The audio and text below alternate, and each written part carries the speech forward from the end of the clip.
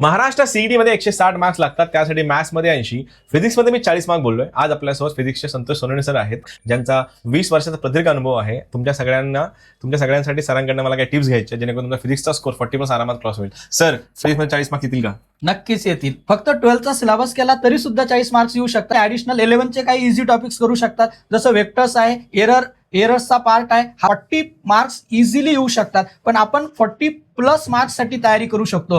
Kinetic theory of gases and radiation, thermodynamics, wave optics, electrostatics, current electricity आणि magnetism section, magnetic materials, electromagnetic induction, AC circuits, semiconductors, काही link topic आहे. 11चा electrostatics केला, 12चा electrostatics होऊन जाईल, म्हणजे तिथे तुमचा स्कोर आणखी बूस्ट होऊ शकतो. सेमी कंडक्टर्स आणि सेमी कंडक्टर डिव्हाइसेस, तिथं सुद्धा दोन्ही मिळून एकच टॉपिक आहे. 11चा पार्ट काही आणि काही 12चा पार्ट आहे. दोन्ही मिळून केलं तर आपोआप तुमचा 40+ स्कोर येणार आहे. पीवायक्यूज चांगले व्यवस्थित करून घ्या, आणि काही टिप्स अँड ट्रिक्स आहेत त्या पण महत्वाच्या आहेत. काही क्वेश्चन असे असतात, पेपर नेहमी इझी, मॉडरेट आणि डिफिकल्ट लेवलचा असतो. इझी क्वेश्चन्स फास्ट करून घ्या without using pen and paper. तुम्ही जर डायरेक्टली मार्क केले तर तो टाइम सेव्ह होईल. तो सेव्ह झालेला टाइम तुम्ही डिफिकल्ट क्वेश्चन साठी युज करू शकतात. आणि काही क्वेश्चन्स असे असतात की ज्यांना जास्त वेळ लागू शकतो, तो थोडं सिक्वेन्सली सॉल्व्ह करा, थोडा त्याला नंतर वेळ द्या.